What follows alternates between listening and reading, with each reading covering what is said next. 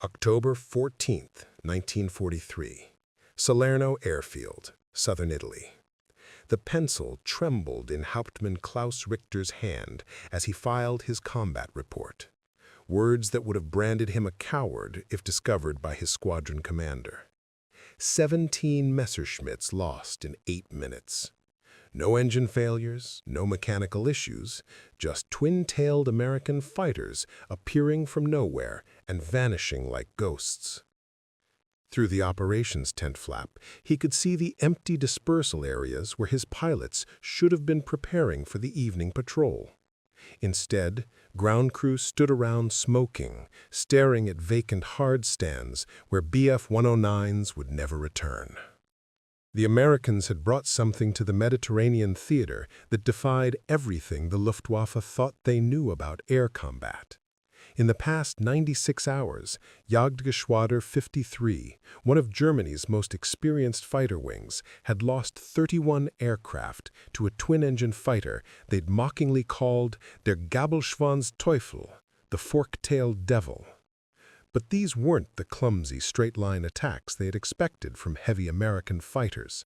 These were precision strikes by aircraft that climbed faster than their Messerschmitts, turned tighter than their Focke-Wulfs, and disappeared at speeds their radar operators couldn't track.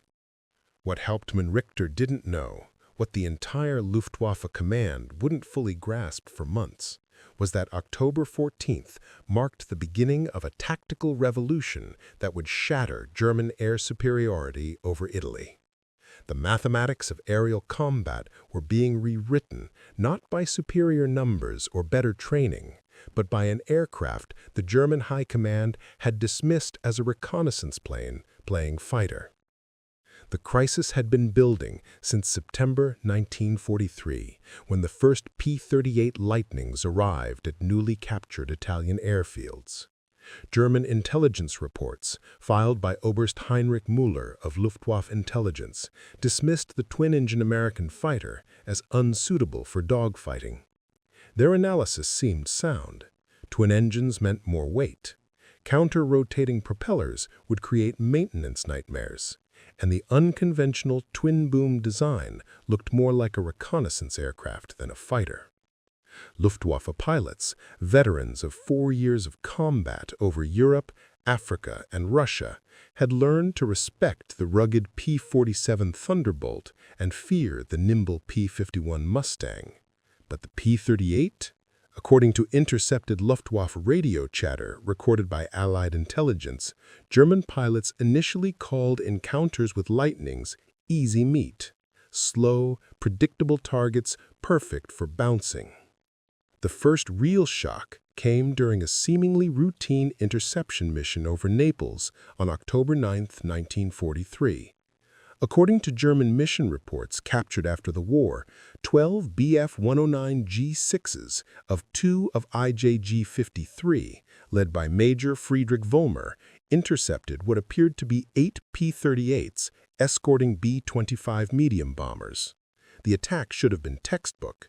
Dive from above, fire a quick burst, and climb away before the heavy American fighters could respond. Instead, the P-38s did something no German pilot had ever seen an American twin-engine fighter do. They split S-dived, reversed direction in impossibly tight turns, and climbed back to altitude faster than the pursuing Messerschmitts. In 12 minutes of combat, 5 German fighters were shot down without scoring a single hit on the Lightnings.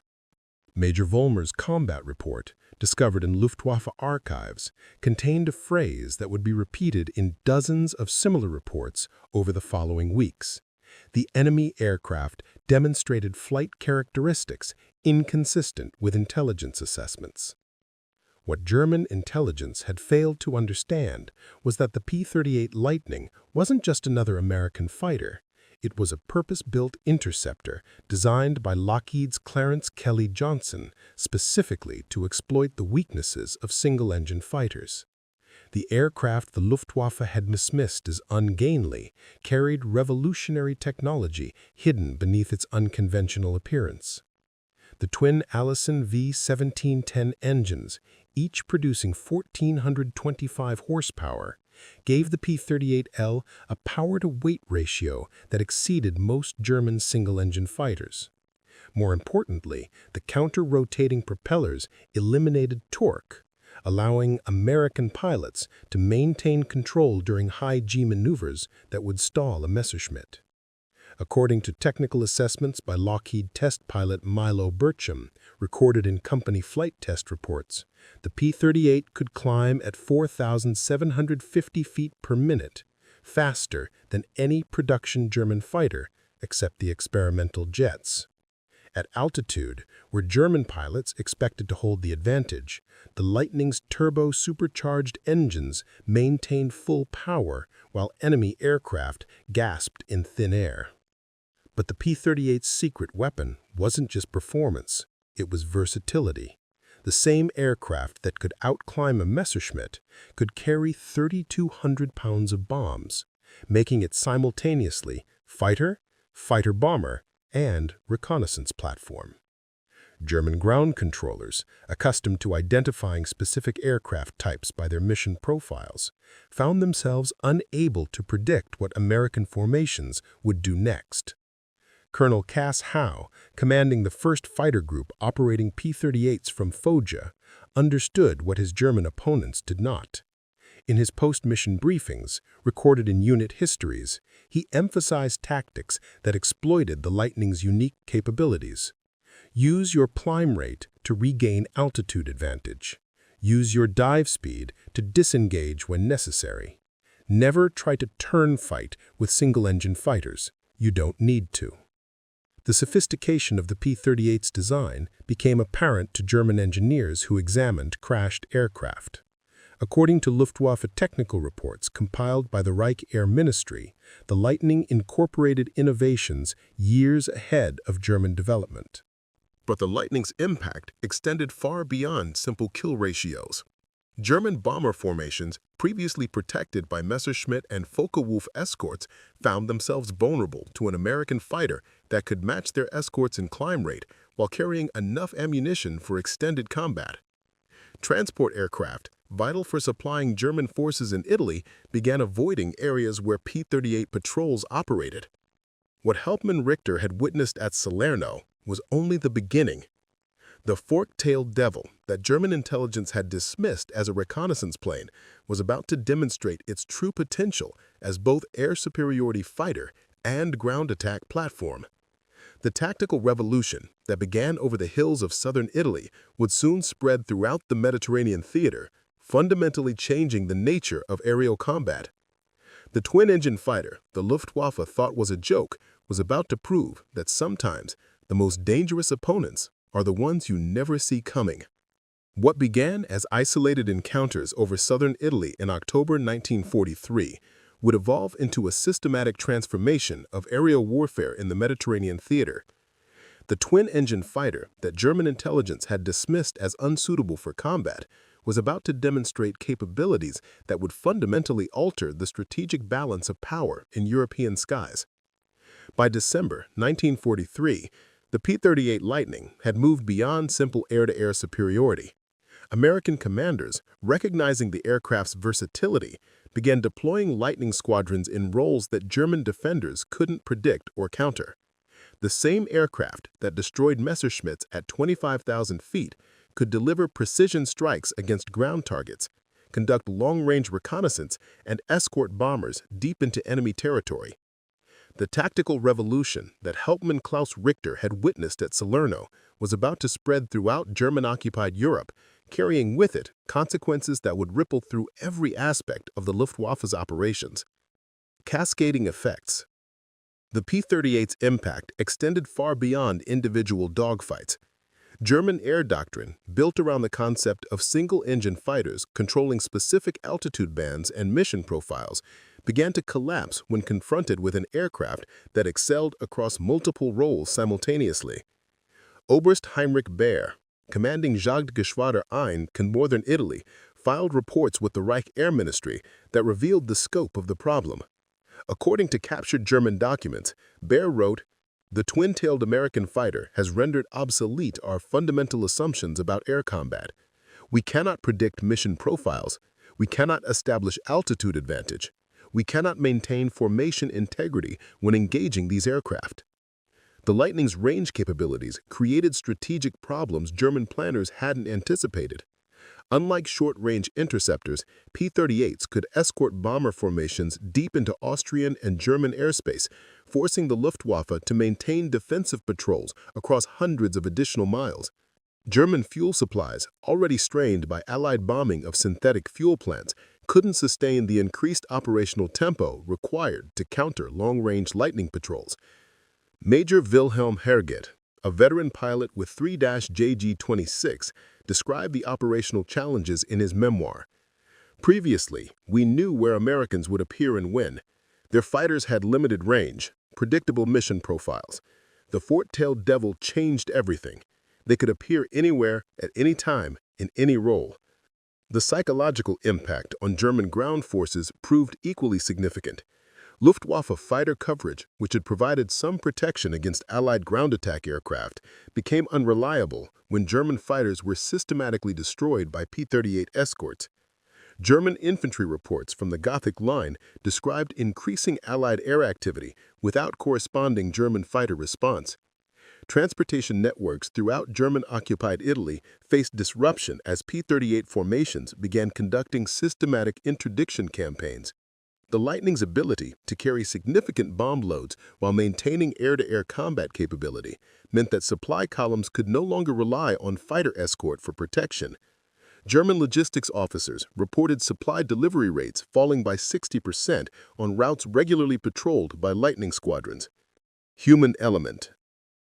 German perspectives.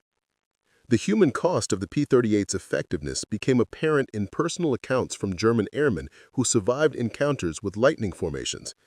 These testimonies, collected from prisoner interrogation and post-war interviews, revealed the psychological impact of facing an opponent that violated established tactical principles. Unteroffizier Hans Weich, a pilot with 2-JG-53, was shot down over Anzio in February 1944 after encountering P-38s during what should have been a routine ground attack mission. His interrogation report, preserved in Allied intelligence files, described the encounter. "I was attacking American vehicles near the beachhead when two twin-tailed fighters appeared above me. I climbed to engage, confident in my altitude advantage. The American aircraft climbed faster than my focal wolf, reached my altitude, and continued climbing beyond my service ceiling. I had no choice but to dive away, but they dove faster. When I leveled off, they were already climbing back to altitude. I was shot down attempting a second climbing turn." Oberfeldwebel Kurt Bühligen, an ace with 112 victories, provided perhaps the most insightful analysis of the Lightning's psychological impact during his post-war interrogation. Bühligen, who had successfully engaged every other Allied fighter type, admitted, "The twin-engine American fighter created doubt. In previous combats, I knew my aircraft's capabilities relative to the enemy. Against Spitfires, I had altitude advantage. Against Thunderbolts, I had maneuverability. Against Mustangs, I had initial climb rate. Against the fork-tailed Devil, I had no clear advantage. This doubt affected decision-making in combat. Hesitation kills pilots." The impact extended to ground crews and support personnel. Feldwebel Andreas Schmidt, a mechanic with JG-77, described the decline in pilot morale in his diary. "Our pilots return from missions speaking of American twin-engine fighters that climb like rockets and dive like stones. Young replacement pilots arrive confident, leave terrified. We repair fewer aircraft not because combat damage is more severe, but because fewer aircraft return." Human element. American perspectives. American P-38 pilots, initially uncertain about their aircraft's combat capabilities, gradually developed confidence as they accumulated victories against experienced German opponents. Their personal accounts reveal how quickly they learned to exploit the Lightning's unique advantages. Captain Robert M. de Haven of the 49th Fighter Group, who had finished the war with 14 victories, 10 in P-38s, described the psychological transformation in American pilot attitudes. "We arrived in theater believing we were flying a compromise aircraft. not as maneuverable as single-engine fighters, not as heavily armed as dedicated attackers. Combat taught us we were wrong. The P-38 wasn't a compromise, it was a revolution. We could outclimb Germans to altitude, then outdive them to the deck. We carried enough ammunition for extended combat and enough fuel to fight deep in enemy territory. Lieutenant Colonel Thomas J. Lynch, commanding the 39th Fighter Squadron, developed tactics that maximized the P-38's advantages while minimizing its weaknesses. His training manual, distributed throughout P-38 units, emphasized, "Never attempt to turn fight with German single-engine fighters below 15,000 feet. Use your superior climb rate to regain altitude advantage. Use your dive speed to disengage when necessary. Your aircraft can fight at altitudes where German engines lose power. Use this advantage." First Lieutenant Arthur Hayden of the 82nd Fighter Squadron recorded detailed observations of German pilot behavior in his mission reports. According to his account, German formation discipline deteriorated noticeably when P-38s appeared. German fighters would maintain tight formation until we engaged, then scatter. Their doctrine emphasized formation flying, but our climb rate and altitude capability disrupted their formations before combat even began. Individual German pilots were skilled, but we destroyed their ability to fight as coordinated units. The Lightning's versatility allowed American pilots to develop innovative tactics that German defenders couldn't anticipate. Major Charles H. McDonald of the 475th Fighter Group pioneered climbing spirals, extended climbing turns that used the P-38's superior power-to-weight ratio to maintain energy while forcing pursuing German fighters into increasingly disadvantageous positions. Captain Richard I. Bong, who would become America's top ace with 40 victories, all in P-38s, described the tactical advantages in his combat reports. German pilots expected American fighters to behave predictably. Single-engine fighters climbed to a certain altitude, turned at specific rates, dove at limited speeds. The P-38 exceeded their expectations in every performance category. This created opportunities for attacks they couldn't anticipate or counter. The staggering numbers. The statistical impact of P-38 operations in the Mediterranean theater revealed the magnitude of the tactical transformation.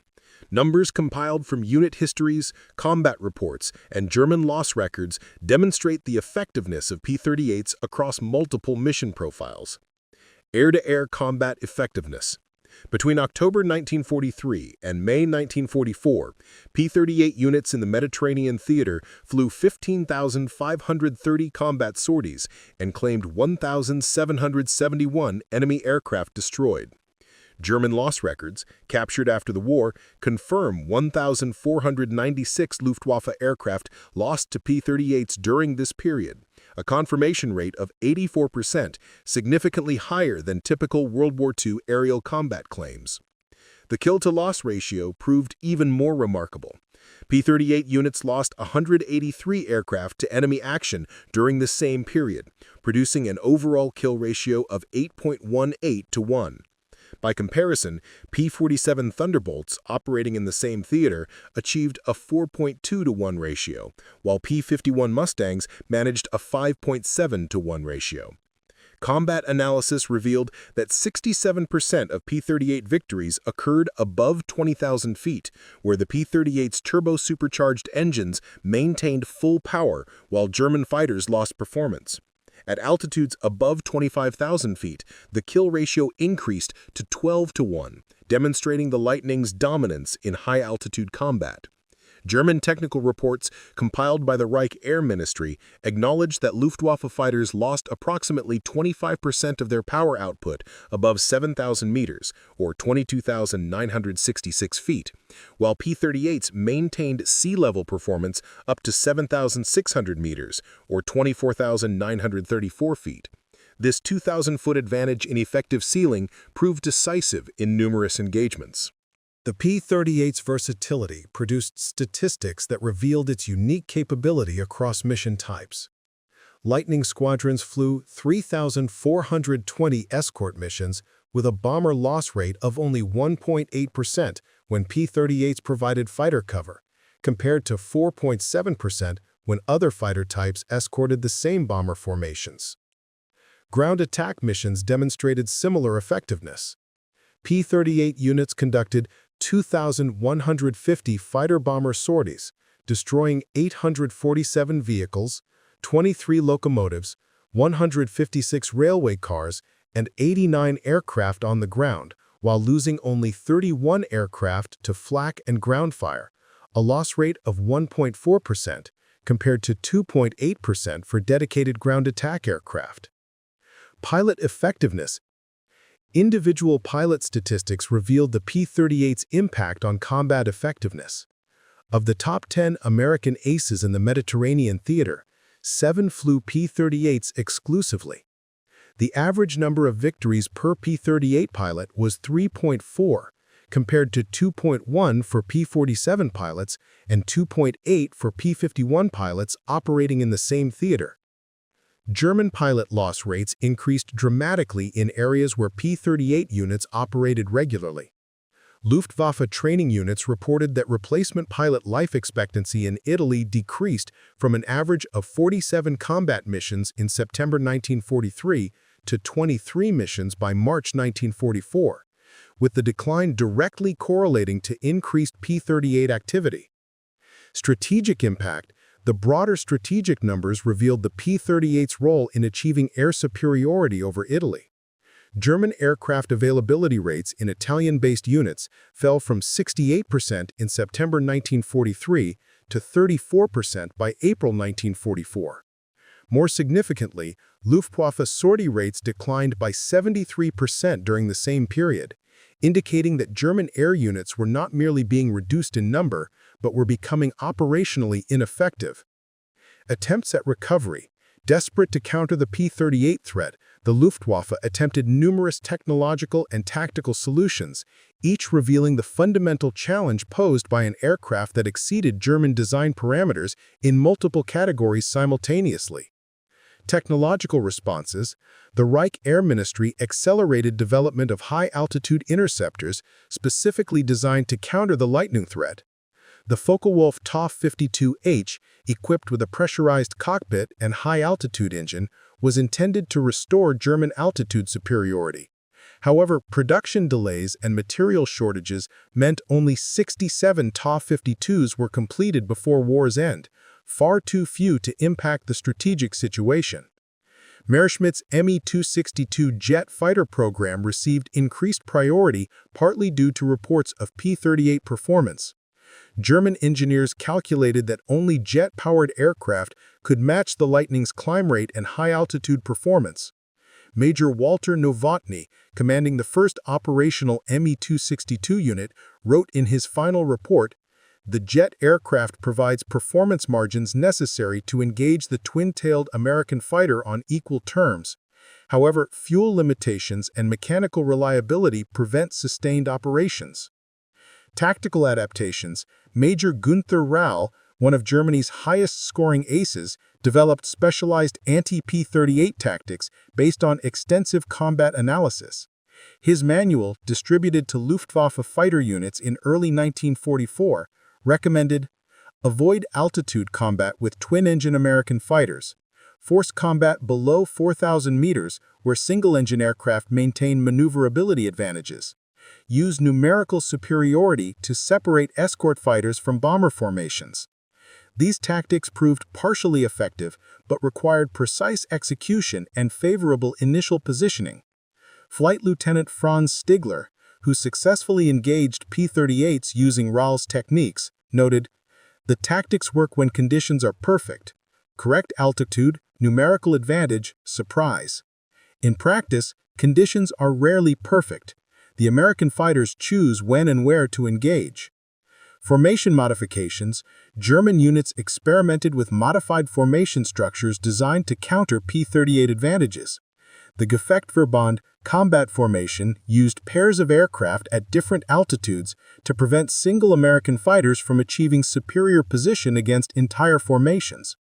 According to combat reports from JG-53, these formations showed initial promise but proved vulnerable to coordinated P-38 attacks. American pilots quickly learned to engage the high element first, using superior climb rate to achieve position, then dive on the low element before German aircraft could provide mutual support. Operational changes. The Luftwaffe attempted to avoid areas of intensive P-38 activity by relocating units to bases outside Lightning patrol ranges. This strategy succeeded temporarily, but created new problems. German fighter units operating from distant bases arrived at combat zones with reduced fuel reserves, limiting their engagement time and tactical flexibility. Oberst Johannes Steinhoff, commanding GG-77, described the operational dilemma. We can avoid the twin-tailed devils by operating from distant bases, but arrive with insufficient fuel for extended combat. We can operate from nearby bases with full fuel loads, but face certain engagement with aircraft that hold performance advantages. Neither option provides tactical success. Innovation principles. The Lightning's development demonstrated the value of integrated design approaches that optimize multiple performance parameters simultaneously. Rather than maximizing single characteristics like speed or maneuverability, Lockheed engineers created an aircraft that combined adequate performance in all areas with superior performance in specific tactical niches. This approach influences modern fighter design, where aircraft like the F-22 Raptor and F-35 Lightning II, named in honor of the P-38, emphasize multi-role capability over single-mission optimization. Intelligence implications. German intelligence failures in assessing P-38 capabilities illustrate the difficulty of evaluating revolutionary technologies using conventional analysis methods. The tendency to judge new weapons by familiar standards prevented German planners from recognizing the Lightning's true potential. Modern intelligence organizations study the P-38 case as an example of how technological surprise can occur even when enemy capabilities are technically known. The challenge lies not in gathering information, but in understanding its implications for tactical and strategic planning. Asymmetric advantage. The P-38's success against numerically superior German forces demonstrates how technological advantages can create asymmetric battlefield conditions. A relatively small number of advanced aircraft achieved effects far beyond their numerical strength by exploiting capabilities that enemies couldn't counter with existing resources. This principle applies to contemporary military planning, where advanced technologies like stealth aircraft, precision-guided weapons, and network-centric warfare systems can provide decisive advantages despite numerical inferiority. Conclusion. The Lockheed P-38 Lightning's transformation from dismissed reconnaissance aircraft to dominant air superiority fighter represents one of World War II's most significant yet underappreciated tactical revolutions. In less than 8 months of combat operations over Italy, the twin-engine fighter that German intelligence had labeled unsuitable for air-to-air combat systematically destroyed German air superiority in the Mediterranean theater. The numbers tell the story of this transformation with mathematical precision. From October 1943 to May 1944, P-38 squadrons achieved an 8.18-to-1 kill ratio while flying missions that ranged from high-altitude interception to ground attack. More than 1,400 German aircraft fell to Lightning pilots, representing nearly 40% of total Luftwaffe losses in the theater during this period. But beyond statistics lay a human story of technological surprise and tactical innovation. German pilots, veterans of successful campaigns across Europe, found their experience inadequate against an opponent that violated fundamental assumptions about fighter combat. The psychological impact of facing an aircraft that could outclimb, outdive, and outfight the Luftwaffe's best fighters created demoralization that extended far beyond individual combat encounters. American pilots, initially uncertain about their unusual twin-engine fighter, discovered they were flying not a compromise aircraft, but a revolutionary weapon system.